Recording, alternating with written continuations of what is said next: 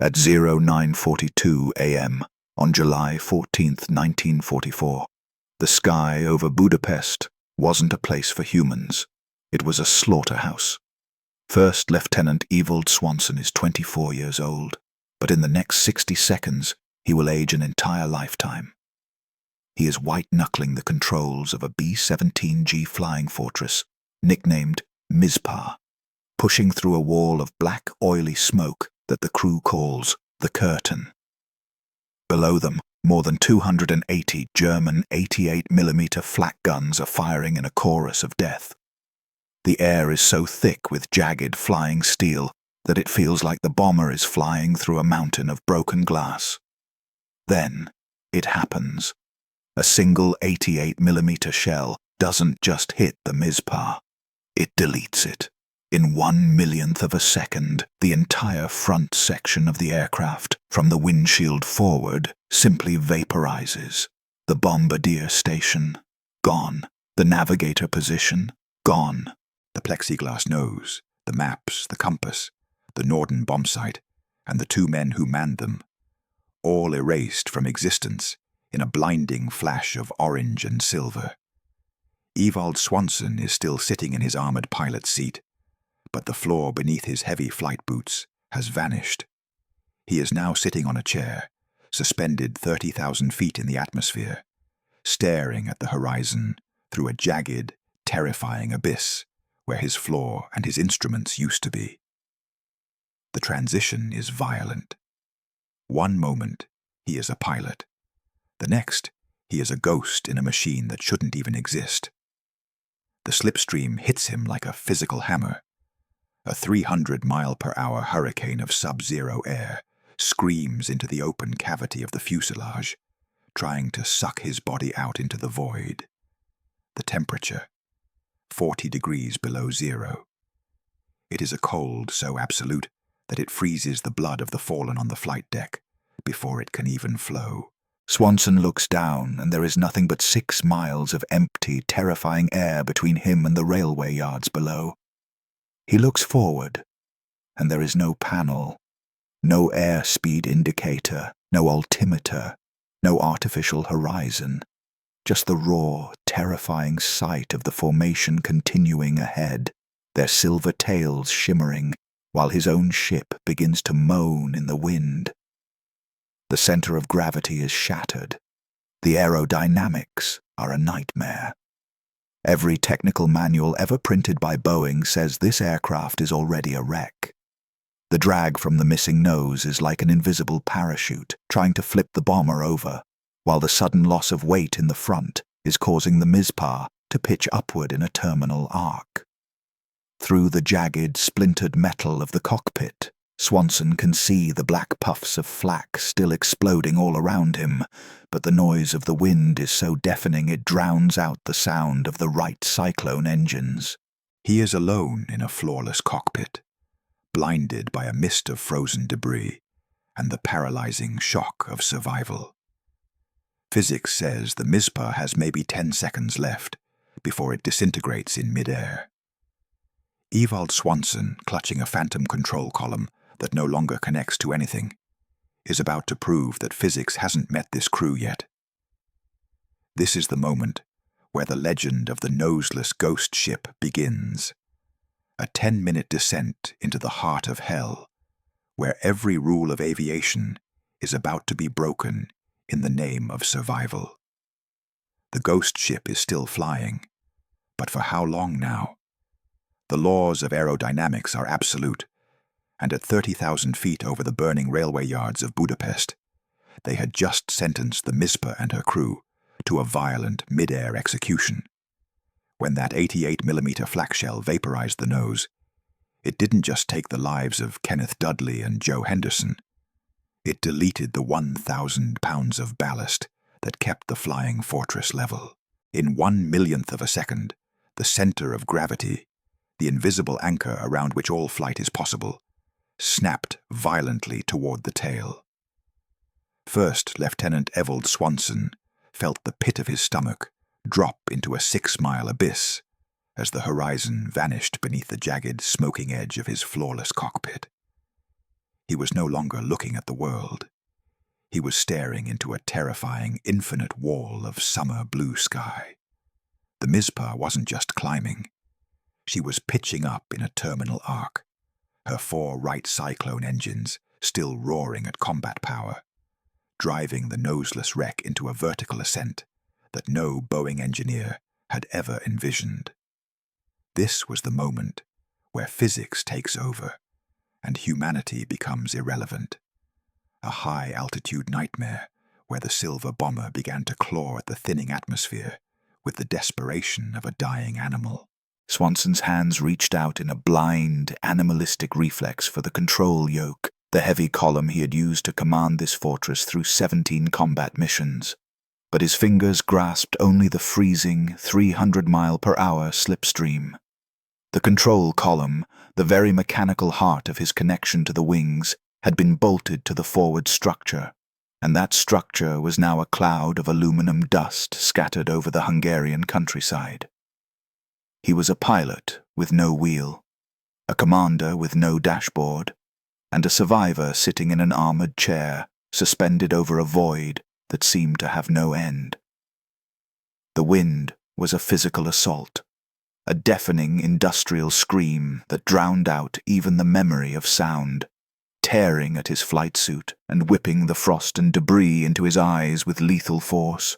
Through the massive, jagged hole where the cockpit floor used to be, Swanson could see the rest of the 4083rd Bomb Group continuing their mission, their silver tails shimmering in the sun, moving away from him with the cold indifference of a fleet that cannot stop for the dead.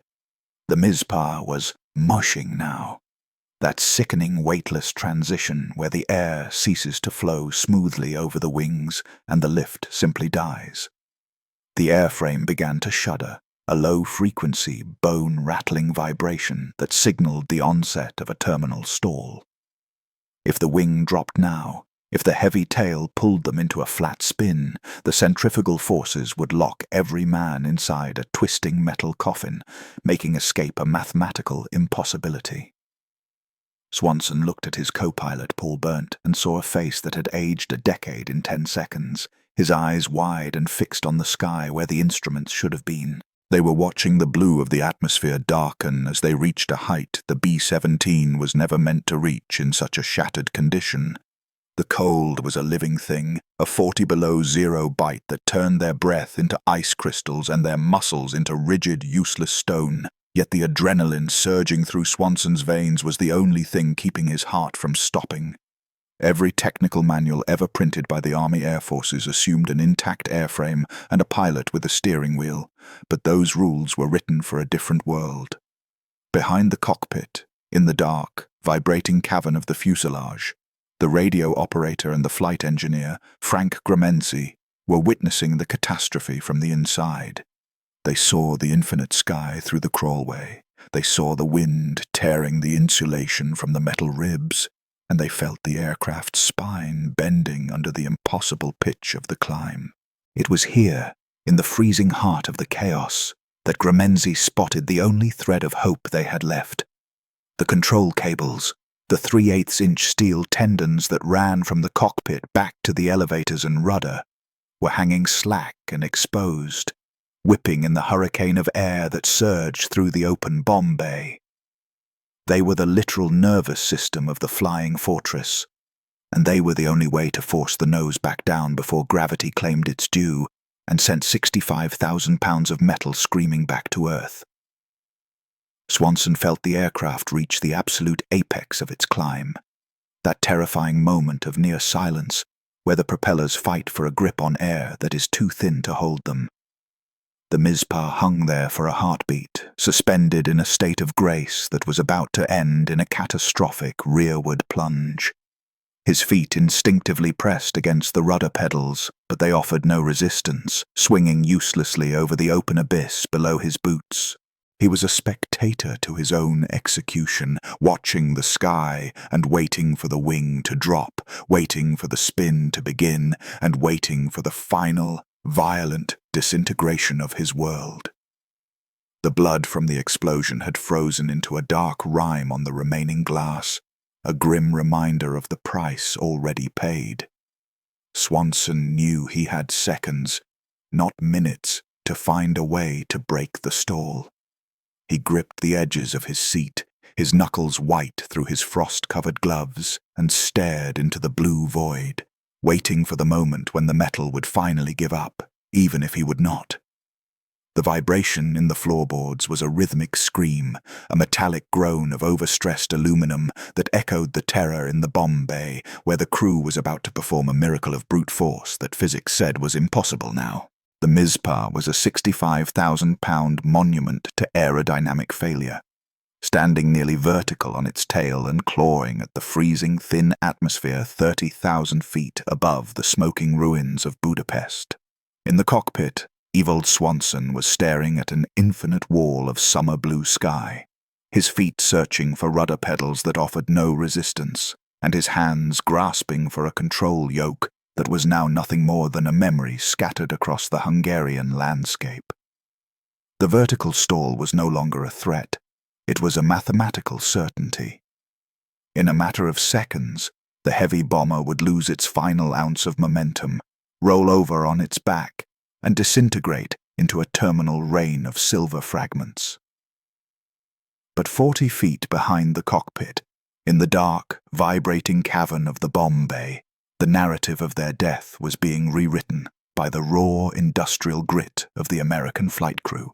Technical Sergeant Frank Gramenzi, the flight engineer, had scrambled from his top turret position, his lungs burning in the thin sub-zero air as he stared at the exposed tendons of the aircraft.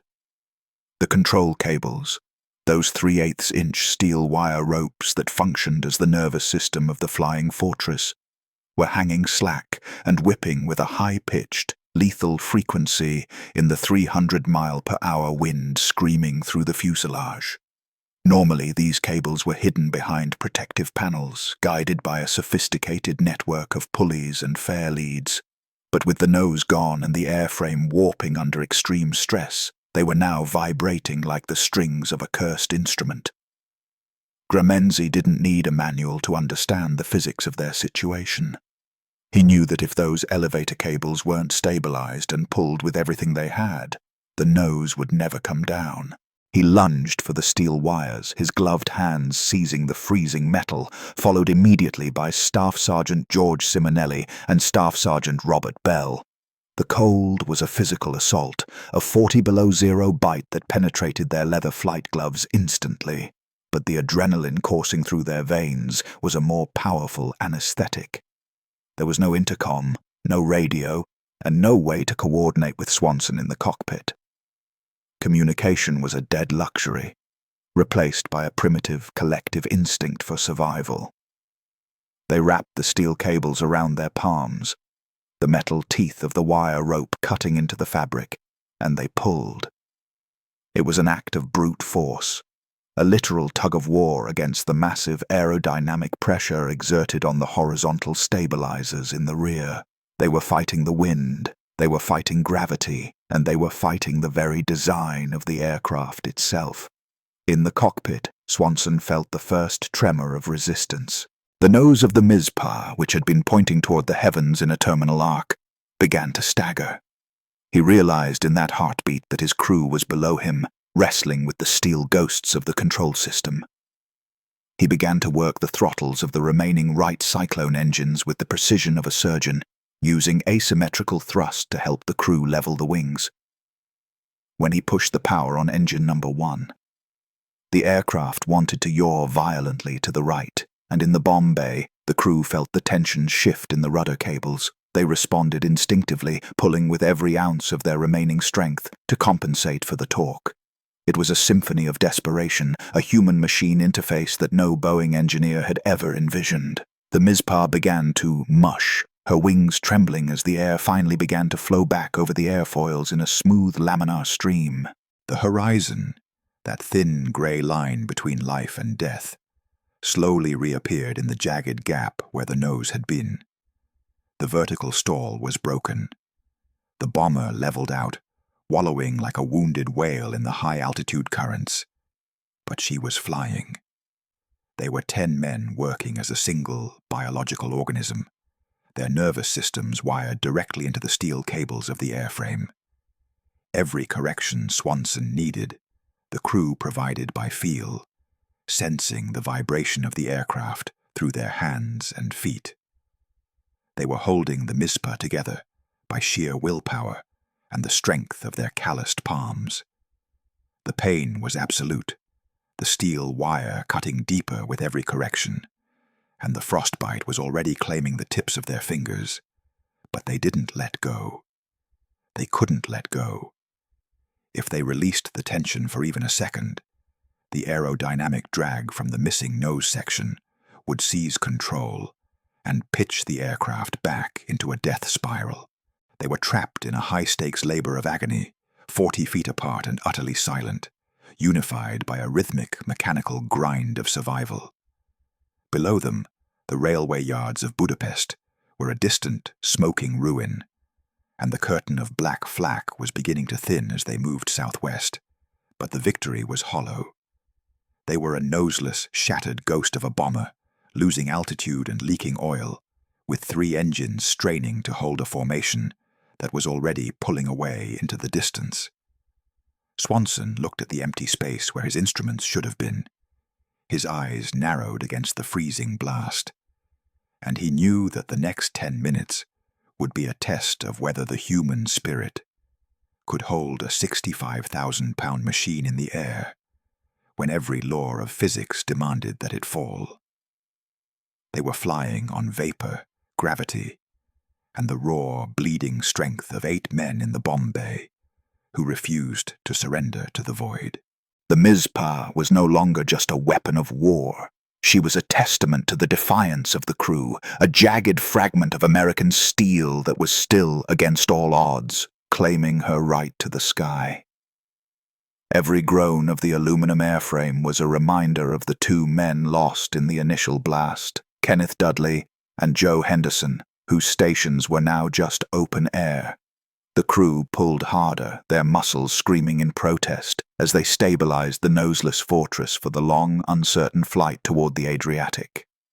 They were battered, they were freezing, and they were alone, but they were still airborne, and as long as the cables held, they had a chance to reach the Yugoslavian border. The engineering limits of the B-17 were being rewritten in real time, documented not in ink, but in the frost-covered blood of a crew that refused to quit. Swanson gripped the throttles, feeling the engines vibrate through the metal, and for the first time since the explosion, he allowed himself to believe they might actually make it. The journey was far from over, but the ghost ship had found its soul, and the battle for the Mizpah was just beginning now.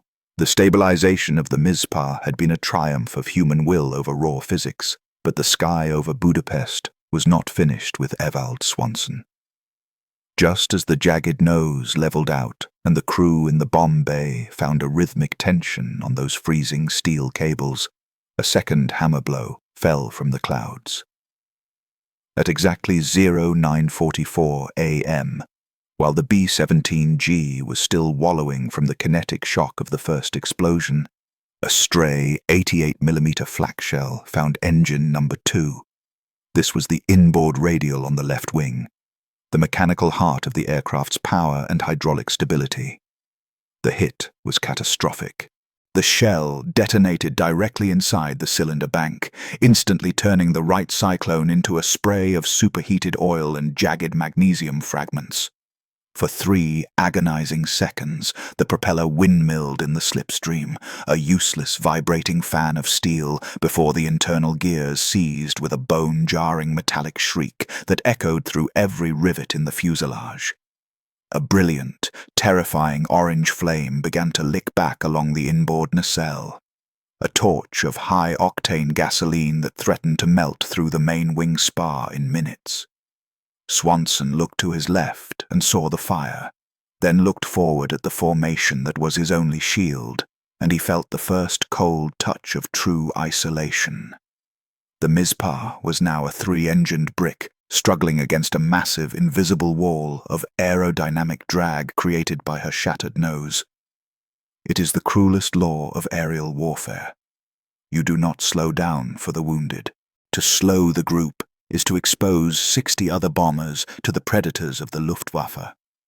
Swanson watched with a hollow chest as the 4083rd Bomb Group began to pull ahead.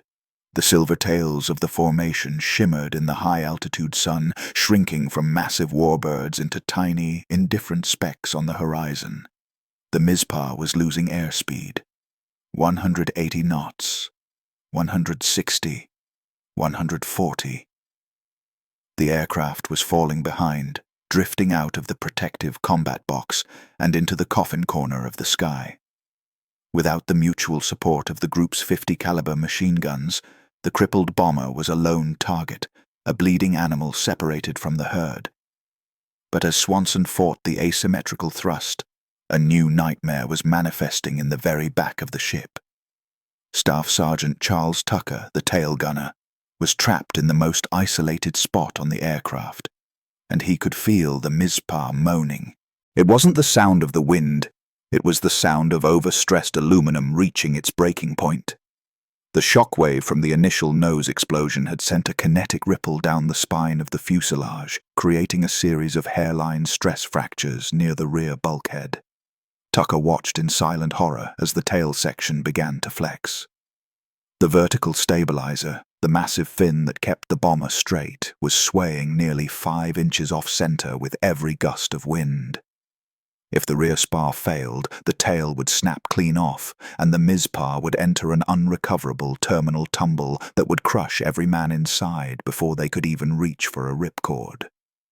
Tucker tried to scream into his headset, but the intercom wires were a tangled mess of severed copper. He was alone, watching the very tail he was supposed to defend begin to disintegrate beneath his boots. 40 feet forward, the struggle in the bomb bay had turned into a literal tug-of-war for survival. Technical Sergeant Frank Gramenzi and the other surviving crew members were still gripping the elevator and rudder cables with their bare hands. The steel wire, frozen to 40 degrees below zero, was cutting through their leather flight gloves and biting into the raw flesh of their palms. They were no longer men. They were human machine components, providing the mechanical tension that the shattered cockpit could no longer deliver. Every time Swanson adjusted the throttles on engines 1, 3, and 4 to compensate for the drag, the cables would lurch in the crew's hands, trying to rip free. They were bracing their feet against the bomb racks, their muscles screaming in protest, their breath coming in ragged, freezing gasps of thin oxygen. The coordination was wordless. They felt the aircraft's needs through the vibration in the wires. When the left wing dipped, they pulled. When the nose pitched, they released. It was a collective organism of desperation. 10 men wired into 65,000 pounds of failing metal. Swanson sat in his floorless cockpit, his boots dangling over the 6-mile abyss, and he could feel the Mizpah sinking. They had been at 30,000 feet over the target. Now they were at 26,000 and dropping. He had no instruments to tell him his rate of descent, only the visual reference of the Hungarian mountains rising to meet them. The air was getting thicker, more breathable, but infinitely more dangerous. This was the hunting ground of the Messerschmitts.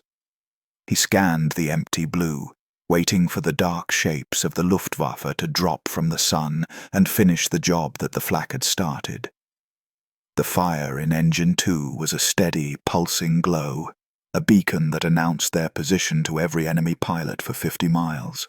The drag from the missing nose section was enormous, acting like a giant invisible parachute that fought Swanson for every inch of forward momentum.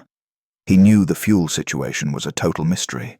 Without the instrument panel, he had no idea if the wing tanks were full or if the shrapnel had turned them into leaking sieves. He was flying southwest toward the Adriatic, toward the hope of the Yugoslavian border, but the math was against him.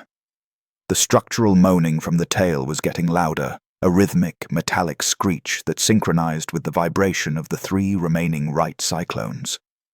The Mizpah was a noseless, burning wreck, losing altitude and losing time, held together by nothing but the bleeding hands of her crew and the sheer refusal of her pilot to surrender.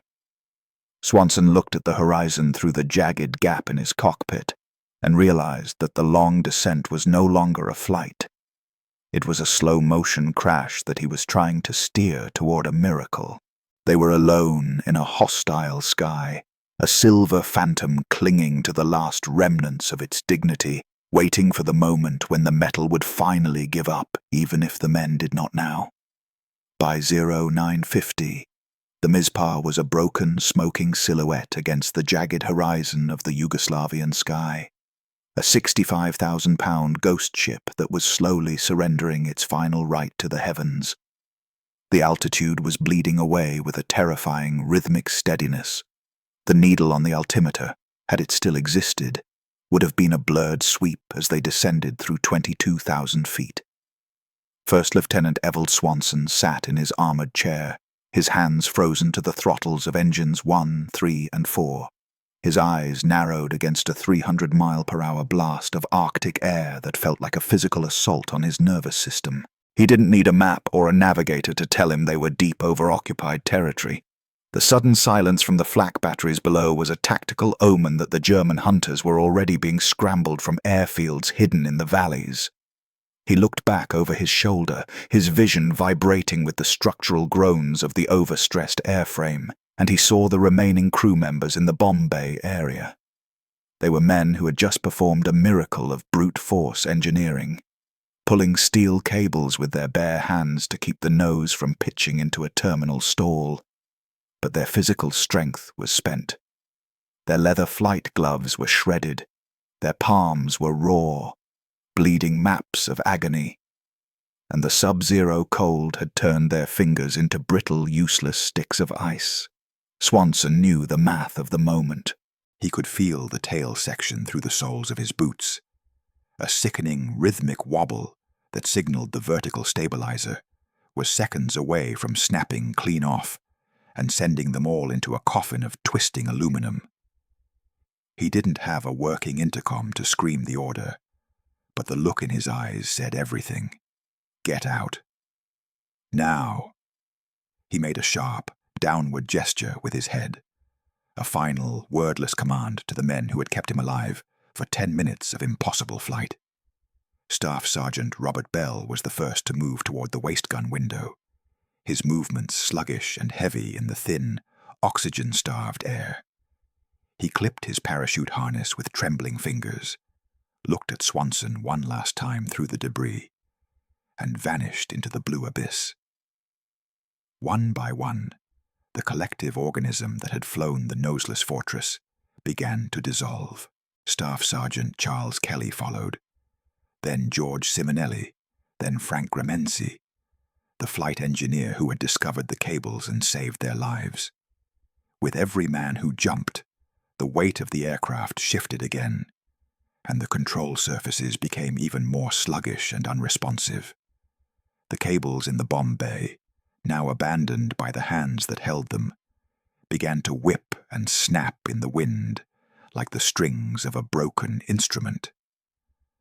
Swanson had to compensate with the throttles alone, his movements frantic and precise, fighting the yaw as engine number 2 continued to burn like a magnesium torch.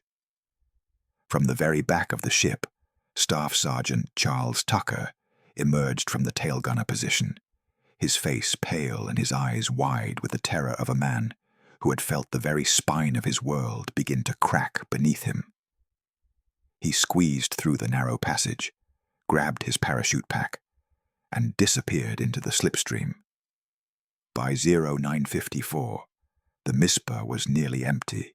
5 men were descending under white canopies somewhere over the Yugoslavian forests. 5 men who would be captured within hours, but who would survive the war because of the 10 minutes of hands-on death they had just endured. This left only Swanson, his co-pilot Paul Berndt, and a final crew member making his way aft. The silence in the cockpit, if you could call a 300-mile-per-hour wind tunnel silent, was absolute. Berndt unbuckled his harness and stood up, the wind nearly knocking him off his feet as he moved toward the exit. He stopped at the edge of the flight deck, looking back at the pilot who was still locked in his seat, still fighting the ghost controls, still holding the Mizpah level for those who remained. Swanson's jaw was set, his face a mask of frost-burned crimson and determination. He gave Burnt a single sharp nod. The co-pilot didn't want to leave, but there was nothing left for him to do. He was a pilot with no wheel, and a navigator with no map. Burnt moved aft and jumped, leaving Evald Swanson completely, terrifyingly alone. He was now a solitary soul in a 65,000-pound brick of torn metal at 20,000 feet. The aerodynamics were a disaster. The tail was failing, and the fuel was an unknown variable.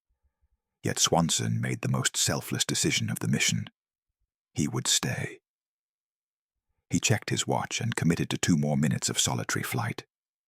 He knew that if he jumped now, the Mizpah would enter a random, uncontrolled dive and likely crash right on top of his crew as they drifted slowly toward the ground. He needed to create separation distance, a tactical gap between his men and the massive explosion that was inevitably coming. He sat in that chair, staring through the jagged, floorless void where the nose used to be, watching the horizon of Budapest shrink behind him and the mountains rise to meet him. He felt the vibration of the 3 remaining right cyclones through the seat of his pants, a steady, rhythmic pulse that was the only thing keeping the Reaper at bay. At 10:00 precisely, the 2 minutes were up. Swanson released the throttles, and the Mizpah immediately began a gentle, sickening roll to the left. He unbuckled his straps, the wind pressure immediately trying to suck him forward and out through the massive nose cavity. He fought the pressure, pushing back against the seat, and scrambled through the narrow crawlway toward the bomb bay.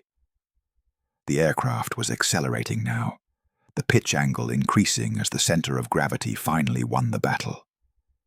He reached the waist gun area, grabbed his parachute pack, and clipped it to his chest with a final, violent snap of metal. The floor was vibrating so hard, it blurred his vision. The moan of the aluminum was now a high-pitched scream. He positioned himself at the window, looked at the rolling landscape 17,000 feet below, and surrendered to the void. The slipstream hit him like a physical wall, spinning him sideways as the Mizpah flashed past, a noseless, burning phantom already accelerating into its final dive. Swanson pulled the ripcord, the parachute deployed with a bone-jarring jerk, and he hung there in the relative silence of the sky, watching his fortress fall. He watched as the tail section finally gave way at 15,000 feet, snapping off like a dry twig in a storm. The B-17's fuselage pitched vertically, a spear of silver metal plunging into the trees 2 miles away, ending in a massive black-orange column of fire. The Mizpah was gone, but Evald Swanson was still breathing, drifting toward a world of capture and cold, but carrying a legend that physics said should have died 10 minutes ago now. The silence that follows the roar of 4 right cyclone engines is a heavy, physical thing, a vacuum of sound that signals the transition from warrior to survivor. Evald Swanson hung under his canopy, a solitary, swaying dot against the vast Yugoslavian sky, watching the silver ghost of Mizpah accelerate into its terminal plunge. At 15,000 feet, the structural groans he had felt through his flight boots finally reached their breaking point. The tail section snapped clean with a sound like a thunderclap, spinning away into the clouds like a discarded toy, while the main fuselage pitched vertically, a 65,000-pound spear of aluminum slamming into the forest 2 miles away. The resulting explosion was a pillar of black and orange fire, a funeral pyre for the ship that had refused to die for 10 impossible minutes. Swanson's own descent was a chaotic battle with the mountain winds, ending not in an open field, but in the unforgiving branches of a massive tree. The impact was a violent collision that shattered his left leg between the knee and ankle, leaving him suspended 15 feet above the dirt, tangled in shroud lines and drowning in a localized universe of white-hot agony. Below him, the voices were not American. They were the guttural, disciplined shouts of Wehrmacht infantry, who had watched the parachutes blossom and were now collecting the broken and bloodied survivors of the Mizpah. Swanson's war had ended in a forest clearing, replaced by the grim reality of a German medical splint and the long road to Stalag Luft 4. Over the next 3 days, the collective organism of the Mizpah was gathered together in a processing center. All 8 survivors, from co-pilot Paul Berndt to the flight engineer Frank Gramenzi, were now prisoners of war. They had been captured within a 20-mile radius of the crash site, a testament to the separation distance Swanson had died 1,000 deaths to provide for his brothers. Their destination was a camp in Austria, a world of thin soup, irregular Red Cross parcels, and winters that tried to finish what the Hungarian flak had started. Swanson spent those months on crutches, watching the wire, his healing leg a permanent reminder of July 14, 1944. They talked in whispers about Kenneth Dudley and Joe Henderson, the 2 men who never left the vaporized nose, ensuring their names remained a living part of the crew's survival. Winter turned to the chaotic, bloody spring of 1945, and as the Third Reich collapsed into ruin, the prisoners were marched westward in the cold. On April 30th, the mechanical rumble of American tanks finally replaced the barking orders of German guards.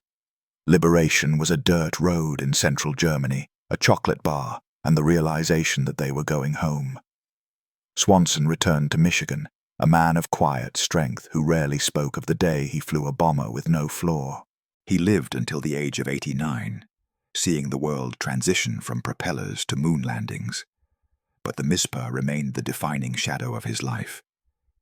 He didn't see himself as a hero, only as a pilot who did his job when physics and engineering said it was impossible. But the record says otherwise. The 10 minutes without a cockpit, the bare steel cables, and the refusal to surrender are the legacy of a crew that proved the human will is the ultimate flight control system. Evald Swanson and the men of the Mizpah didn't just survive. They honored the sacrifice of those they lost by claiming their right to the sky, ensuring that even 80 years later, the fortress story would never disappear into the silence of history now.